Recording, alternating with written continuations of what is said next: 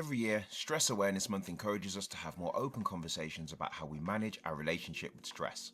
This year's theme, Be the Change, is a call to action emphasizing personal agency and collective responsibility. With that in mind, keep watching as we explore how both employers and individuals can reduce the negative effects of stress while creating healthier, more resilient workplaces. Stress is everywhere.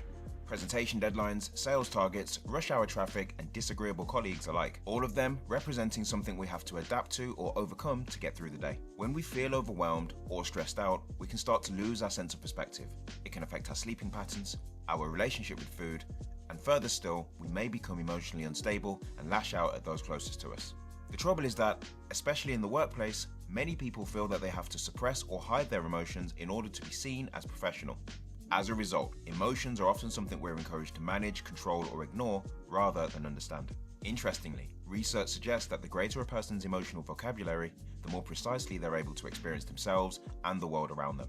That's because being able to accurately name how we're feeling reduces uncertainty, increases clarity, and reduces the likelihood of turning to unhelpful coping strategies. So this got me thinking.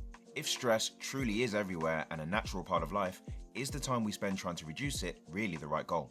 Well, firstly, let us consider that there's always some change in our environment that we need to adapt to. Be that managing workload during a week with a presentation deadline looming, or having to find a new recipe last minute because the supermarket hasn't got that one ingredient. The difference is that with these everyday stressors, we can draw on previous experience to adapt and overcome. But what happens when the situation is completely new or unexpected?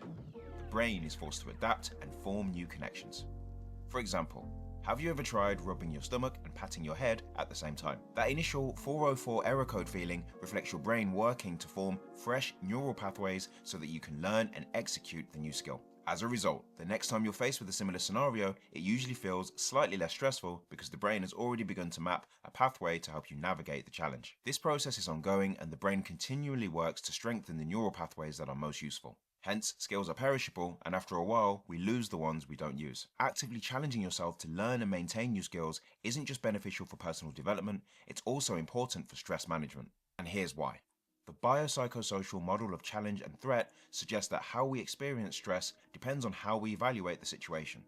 Specifically, whether we believe our resources meet the demands placed on us. When they do, we experience a challenge. When they don't, we experience a threat. Meaning that when we voluntarily take on new tasks, we're more likely to interpret the experience as a challenge rather than a threat. And that distinction matters because a challenge mindset increases adrenaline and vasodilation, helping us to rise to the occasion and quickly return to a baseline. Whereas, when we feel threatened, the body responds with vasoconstriction, higher blood pressure, and elevated cortisol, which has a longer lasting effect, meaning it can take longer for the body to recover. Over time, this can increase the likelihood of adverse health outcomes such as osteoarthritis, high blood pressure, and type 2 diabetes. Which is why choosing to engage with new experiences rather than avoid them can shift how the body responds to stress, helping us to recover faster and build greater resilience. So what does this mean for business leaders, middle managers, and employees in the workplace? How can we turn our emotions and our relationship with stress into a source of performance rather than something to be suppressed? Well, I recently had the opportunity to sit down with co-founder and CEO of the Happiness Index, Matt Phelan. Their global workplace happiness report draws on insights from over 80,000 respondents across more than 100 countries, creating one of the largest real-world datasets on employee experience.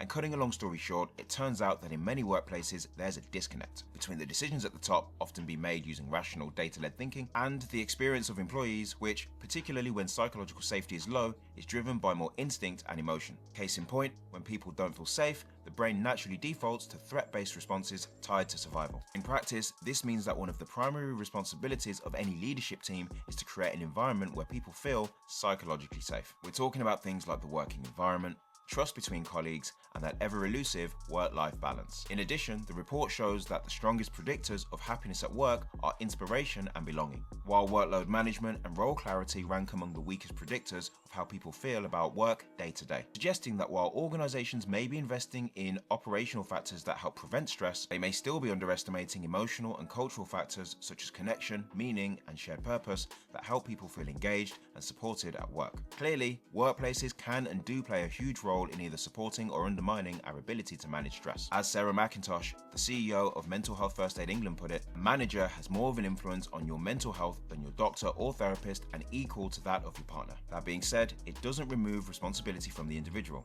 The connections we build with other people also play a huge role in how we build resilience and respond to stress. For example, findings from the Harvard Study of Adult Development, an 85-year study spanning 2 generations and one of the largest of its kind, show that our relationships are one of the strongest predictors of long-term health outcomes. And yet, our cognitive biases can sometimes steer us away from the very experiences that might benefit us most. One experiment highlighted just how poor we can be at predicting our own future experiences and how even small moments of human connection can go a long way.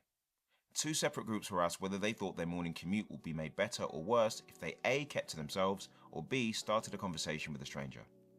Around 80% predicted their journey would be worse if they spoke to someone. The groups were then split. One kept to themselves, while others engaged with fellow passengers. The result was that around 80% of those who engaged said their journey was either improved or no worse. And so if human connection, even in its most casual form, can influence our mood, how we handle stress, and even our long-term health, it raises an important point, which is that when it comes to social fitness and relationship health, intention matters. It reminds me of a recent episode of the Wellbeing Talk podcast where Verity Glasgow explained the importance of paying attention to all of our relationships, not just when things are great or when they're completely broken, but everything in between. And so if we're looking at our society as it's not a brilliant society about talking about when relationships go wrong. Mm-hmm. So we talk about when we get together with people, it's amazing, everything's great, it's wonderful. And then we do talk about when it's completely broken. And you're fine talking about that. I hate the person, they're awful, all that. But that stuff in the middle, which is your day-to-day, when you've had an argument about something and then that argument's carried on or, something's happened, we don't talk about that bit in the middle. So whether you're looking to respond better to stress yourself or help someone else build resilience, let me know in the comments how you plan to be the change this Stress Awareness Month and beyond. And remember, communicating with psychological safety in mind, expanding your emotional vocabulary, and being intentional about your relationships, however casual, all help us to better understand and work with stress rather than trying to eliminate it.